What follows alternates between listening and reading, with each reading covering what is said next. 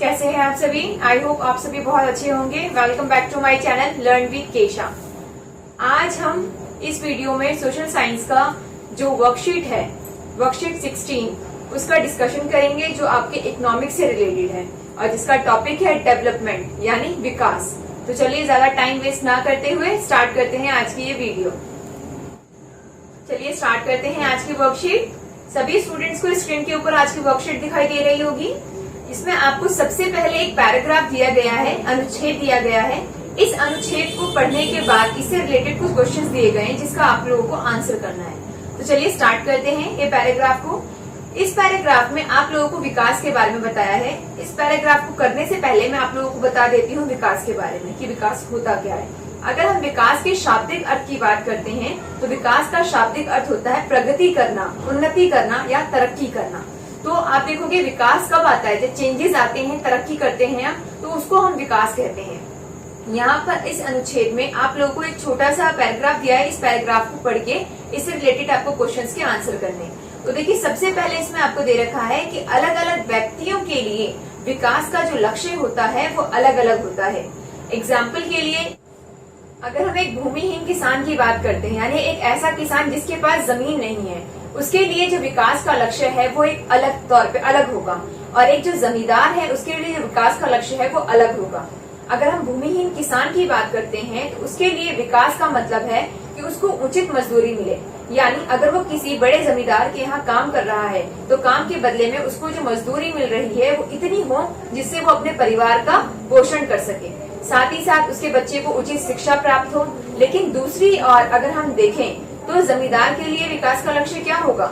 जमींदार के लिए विकास का लक्ष्य होगा कि उसकी जमीन पर जो काम करने वाले मजदूर हैं वो कम से कम दर पे ज्यादा से ज्यादा मजदूरी कर दें या ज्यादा से ज्यादा काम करें और उससे उत्पन्न होने वाला जो अनाज है, यानी खेती बाड़ी करने के बाद जो अनाज उत्पन्न होगा वो अनाज ज्यादा से ज्यादा मूल्य पर मार्केट में बिक सके। तो आप देखेंगे यहाँ पर विकास का जो लक्ष्य है वो एक भूमिहीन किसान के लिए अलग है और एक जो जमींदार है उसके लिए अलग है।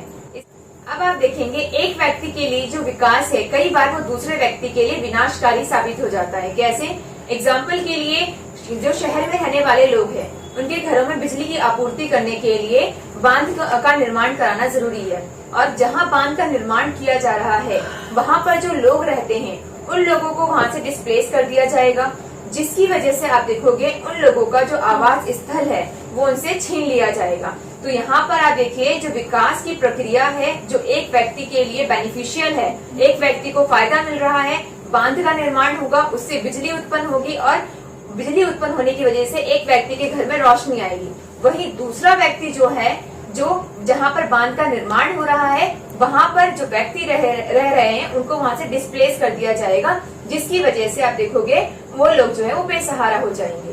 तो कई बार जो विकास की प्रक्रिया है वो एक व्यक्ति के लिए या एक समूह के लिए बहुत ज्यादा बेनिफिशियल होती है, फायदेमंद होती है, जबकि दूसरे व्यक्ति के लिए वो विनाशकारी साबित हो जाती है।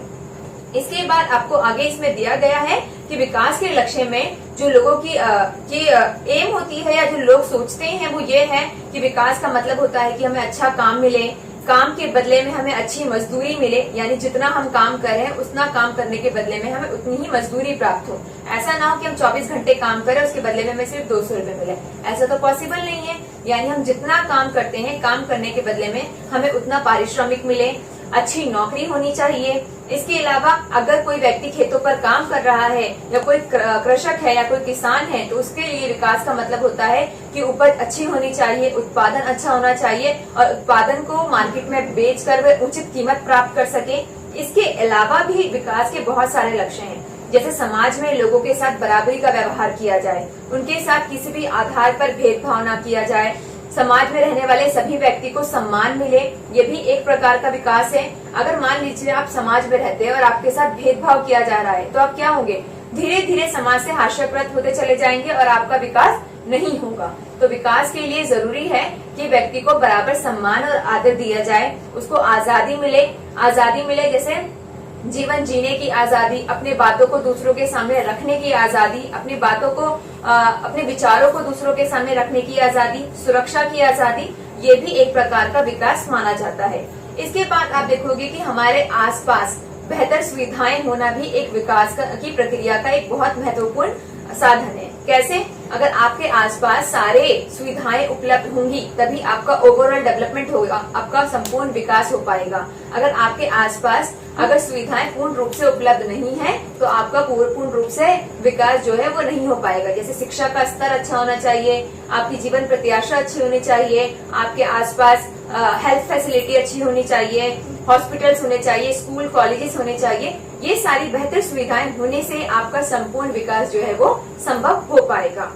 इसके बाद आप देखोगे कि जो विकास है वो विकास मिले जुले रूप से प्रगति या उन्नति की एक प्रक्रिया है जो सभी व्यक्ति के लिए एक समान नहीं होती। अलग अलग व्यक्ति के लिए विकास की परिभाषा या विकास की प्रक्रिया जो है वो अलग अलग रूप से देखी जाती है। तो आप देखेंगे कि विकास में मिले जुले लक्ष्य शामिल होते हैं और इन मिले जुले लक्ष्यों से आप देखोगे लोगों का ओवरऑल डेवलपमेंट होता है। लेकिन ये विकास जो है वो हर एक व्यक्ति के लिए अलग अलग प्रकार से होता है। किसी के लिए एक विकास बहुत फायदेमंद है तो किसी के लिए वो विनाशकारी भी साबित हो जाता है। आई होप ये आप लोगों को अच्छे से समझ में आ गया होगा। तो चलिए अब आगे बढ़ते हैं क्वेश्चन आंसर की तरफ। सभी स्टूडेंट्स को स्क्रीन के ऊपर पहला क्वेश्चन नजर आ रहा होगा। तो आपका पहला क्वेश्चन है, आपका अपने जीवन में विकास के लिए क्या लक्ष्य है? क्या यह आपके परिवार के अन्य सदस्यों जैसा ही है? तो आप सभी को मैंने अभी वर्कशीट में विकास का एक्सप्लेनेशन अच्छे से कर दिया है और ये क्वेश्चन आपको खुद करना है। लेकिन एक सैंपल आंसर मैं दे सकती हूँ यहाँ पे इसके लिए कि हमारा जो विकास का लक्ष्य होता है वो होता है आत्मनिर्भर बनना। इसके अलावा आप कुछ भी लिख सकते हो कि आपके लिए विकास का लक्ष्य क्या है।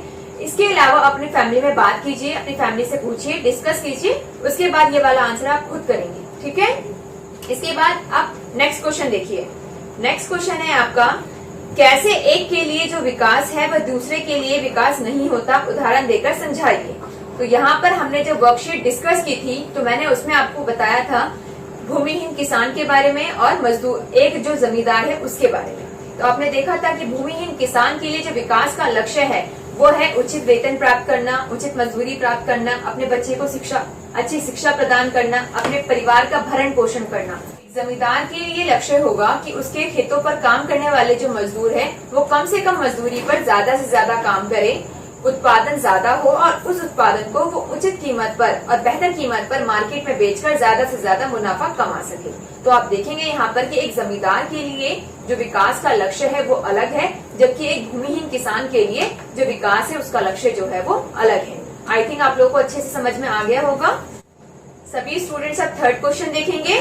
थर्ड क्वेश्चन है आपका, पैसे या आमदनी के अलावा क्या क्या हमारे जीवन में महत्वपूर्ण होता है?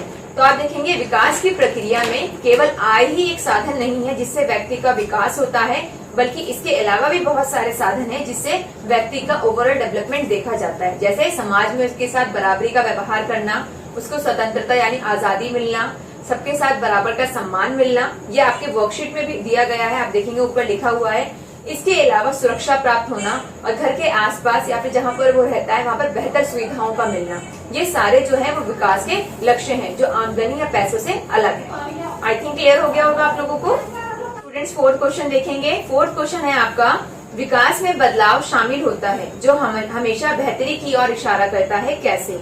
तो मैंने सबसे स्टार्टिंग में आप लोगों को बताया था कि विकास का जो शाब्दिक अर्थ होता है वो होता है उन्नति या प्रगति, तरक्की करना, आगे की ओर बढ़ना। और आप देखोगे विकास कब आता है? जब हम खुद से चेंजेस चाहते हैं, जब हम खुद से परिवर्तन चाहते हैं तभी हम बेहतरी की ओर बढ़ते हैं। एग्जाम्पल के लिए अगर आप आज के समय में महिलाओं का एग्जाम्पल लें तो पहले महिलाएं जो हैं वो घर में रहती थी, शिक्षा का स्तर अच्छा नहीं था, लेकिन जैसे जैसे बदलाव आया, परिवर्तन आया और महिलाओं ने उन परिवर्तन को एक्सेप्ट किया, तो आज के टाइम पीरियड में आप देखोगे जितनी भी फीमेल्स है वो आगे बढ़ रही हैं, एजुकेशन ले रही हैं, शिक्षा का स्तर अच्छा हो गया है और आज के समय में आप देखोगे 60 to 70% जो महिलाएं हैं वो पढ़ी लिखी हैं। तो आप देखोगे विकास जो है बेहतरी की ओर इशारा करता है अगर व्यक्ति उस परिवर्तन को एक्सेप्ट करता है तब।